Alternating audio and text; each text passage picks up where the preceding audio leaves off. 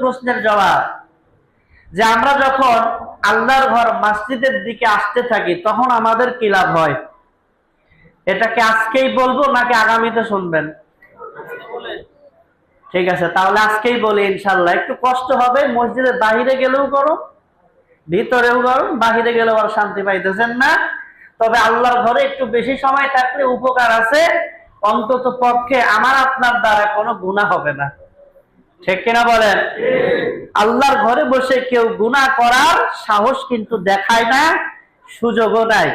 আর কেউ গুনাহ করতে চাইলে অন্য কেউ কোনো গুনাহ করতেও দিবে না। ঠিক কিনা বলেন? মুসলমান ভাইরা আমার, বন্ধুরা আমার, রাসূল আরবি সাল্লাল্লাহু আলাইহি ওয়াসাল্লামের সাহাবী হযরত আবু হুরায়রা রাদিয়াল্লাহু তাআলা আনহু আমার নবীজি থেকে হাদিস বর্ণনা করেছেন, মান গাদা ইলাল মসজিদি আ'আদাল্লাহু নুজুলাহু মিনাল জান্নাতি কুল্লামা গাদা আও রাহা।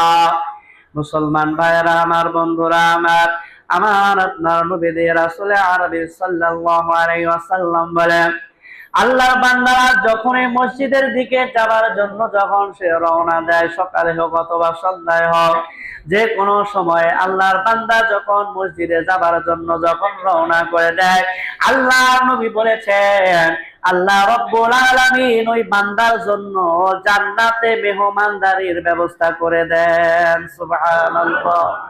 তার মানে যখন আপনি মসজিদে আসার জন্য আপনি রওনা দিচ্ছেন, মসজিদ কার ঘর?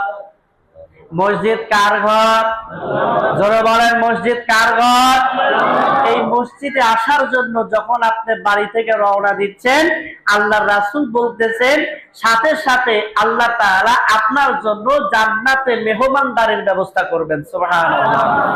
আপনি যতবার আসবেন, একদিনে আপনি যতবার মসজিদে আসবেন, সকালে আসেন আর সন্ধ্যায় আসেন, যে কোনো নামাজের জন্য আপনি যখন মসজিদের উদ্দেশ্যে আপনি যখন আপনার বাড়ি থেকে বের হইছেন, আপনার ঘরের থেকে আপনি যখন নামাজ আদায়ের জন্য আল্লাহর ঘরে আসার জন্য আপনি যখন রওনা দিছেন, আল্লাহ তাআলা আপনার জন্য জান্নাতে মেহমানদারির ব্যবস্থা করছেন তখনই।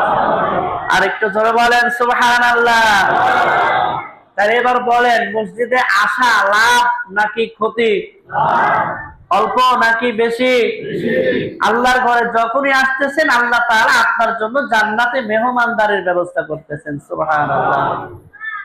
মুসলমান ভাইরা আমার, বন্ধুরা আমার, রাসূল আরবি সাল্লাল্লাহু আলাইহি ওয়াসাল্লামের সাহাবী হযরত আনাস ইবনে মালিক রাদিয়াল্লাহু তাআলা আনহু তিনি বলতেছেন, আল্লাহর রাসূল যখন মদিনায় ছিলেন, মসজিদের নববীতে যখন সব মুসলমানেরা এসে নামাজ আদায় করত, কোন কোন সাহাবীর বাড়ি মসজিদের কাছাকাছি ছিল, আবার কোন কোন সাহাবীর বাড়ি মসজিদ থেকে অনেক দূরে ছিল।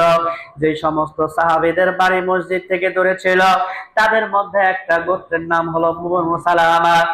আনাস ইবনে মালিক রাদিয়াল্লাহু তাআলা আনহু বলেন, এই সমস্ত বনি সালামার যারা আছে, ইদা আরাদা বনি সালামা আয়াতাহাওয়ালু ইলা কুরবিল মসজিদ, আনাস রাদিয়াল্লাহু তাআলা আনহু বলেন, বনি সালামারা যখন ইচ্ছা পোষণ করেছে, তাদের বাড়ি মসজিদের নববী থেকে অনেক দূরে ছিল, তারা যখন ইচ্ছা পোষণ করলো তাদের বাড়ি ওই দূর থেকে ভেঙে নিয়ে আসে মসজিদের নববীর কাছে যখন তাদের বাড়ি করবে, আল্লাহর রাসূল এইটা পছন্দ করেন না, আল্লাহর নবীজি এইটা পছন্দ করেন না। আল্লাহর রাসূল তখন তাদেরকে ডাক দিয়া বললেন, ইয়া বনি সালামাতা আলা তাহতাসিবুনা আসারহুম, ও বনি সালামা, তোমরা যে দূর থেকে আল্লাহর ঘর মসজিদে তোমরা আসো, তোমরা কি এটা জেনে খুশি হও না তোমরা পায়ে হেঁটে আসার কারণে তোমাদের আমলনামায় সওয়াব হয়? সুবহানাল্লাহ।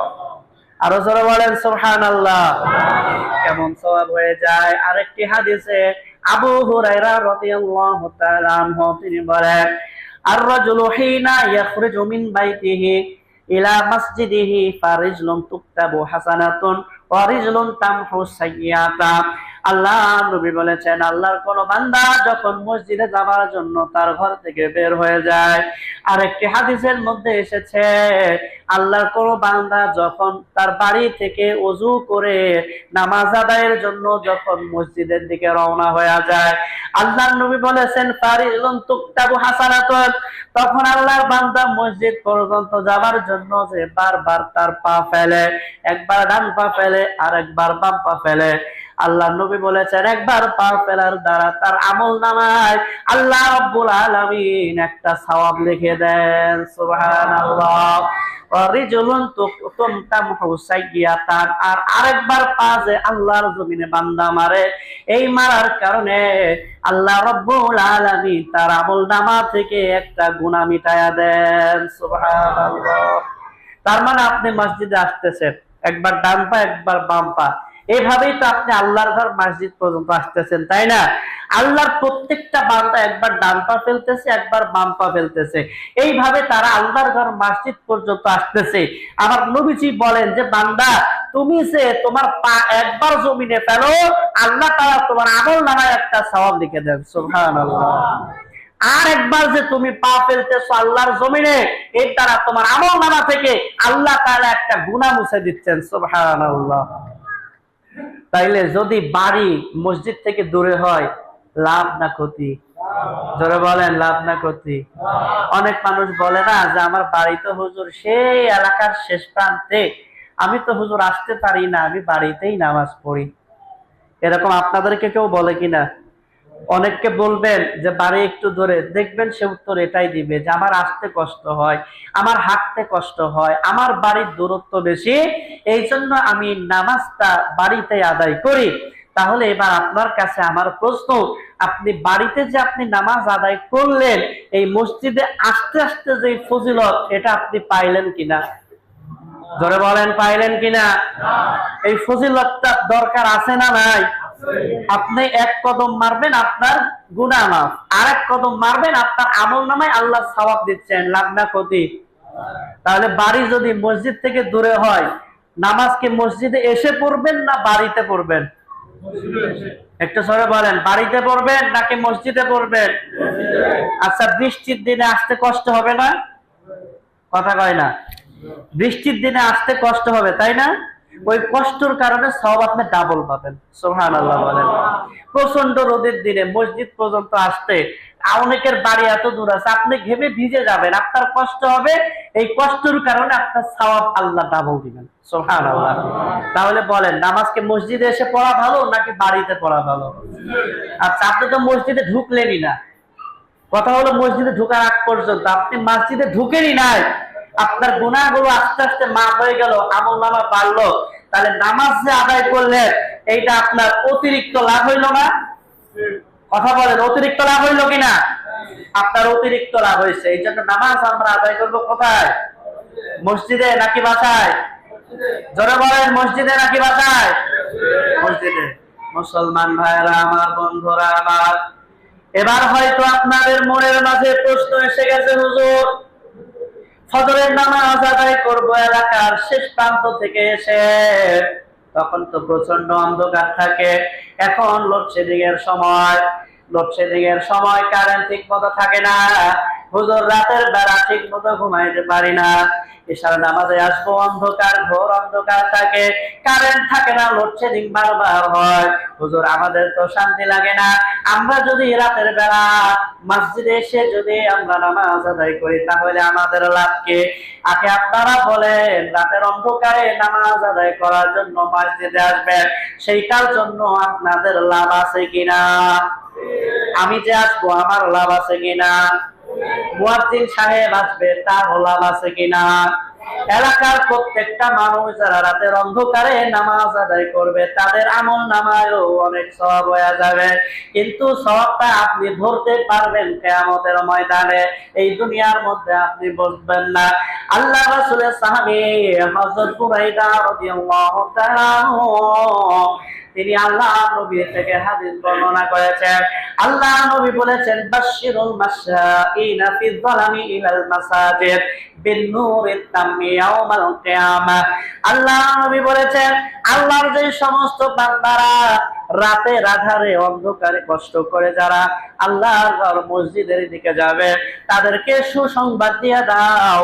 সেই সুসংবাদটা হলো কাল কিয়ামতের ময়দানে এই মানুষগুলো কষ্ট করে যারা নামাজ আদায় করে, আল্লাহ রাব্বুল আলামিন তাদের জন্য কিয়ামতের ময়দানে পরিপূর্ণ আলোর ব্যবস্থা করে দিবেন। আরো জোরে বলেন সুবহানাল্লাহ। পরিপূর্ণ আলোর ব্যবস্থা কে করবেন? আল্লাহ। কাদের জন্য? যারা রাতের আধারে আল্লাহর ঘরে এসেছে নামাজ আদায় করার জন্য। এশার নামাজ যখন আদায় করতে আসেন, অন্ধকার থাকে না? জোরে হয় না? এশার নামাজ যখন আদায় করতে আসেন, অন্ধকার থাকে না? আচ্ছা, এই অন্ধকার কি শুধু তাদের জন্য যারা নামাজ পড়তে আসে তাদের জন্য? যারা বাড়িতে থাকে তাদের ঘর কি অন্ধকার থাকে না? নাকি আলোময় থাকে? অন্ধকার থাকে। আল্লাহ রাসূল বললেন পরিপূর্ণ আলো থাকবে, মানে যে আলো কখনো নিভবে না। এই যে মোড়ে একটা ল্যাম্প পোস্ট আছে, এই যে মোড়ে একটা ল্যাম্প পোস্ট আছে, এসার মানে সন্ধ্যার পরে যে জ্বলে, দেখবেন কিছুক্ষণ আলো আছে, কিছুক্ষণ আলো নাই। এই যে মোড়ের ল্যাম্প পোস্টটা, তাই না? কিছু সময় আলো আছে, কিছু সময় আলো নাই। এইটা ছাড়া বাকি যেগুলো ল্যাম্প পোস্ট আছে, আপনার এলাকার সন্তানেরা যে লাইট গুলোর ব্যবস্থা করেছে সকলের কষ্ট লাঘব করার জন্য, সেগুলো কিন্তু অনেক বেশি আলো দিয়ে জ্বলতে থাকে, একবারও নিবে না, তাই না? সকালবেলা আপনি সুইচ বন্ধ করবেন, তারপরে কিন্তু নিবে সবগুলো, আর একটা টিপ টিপ করে নিভু নিভু জ্বলে। আচ্ছা বলেন তো, যেখানে আলো পরিপূর্ণ আছে ওইখানে হাঁটতে সুবিধা হয় না? কথা বলেন, সুবিধা হয় কিনা?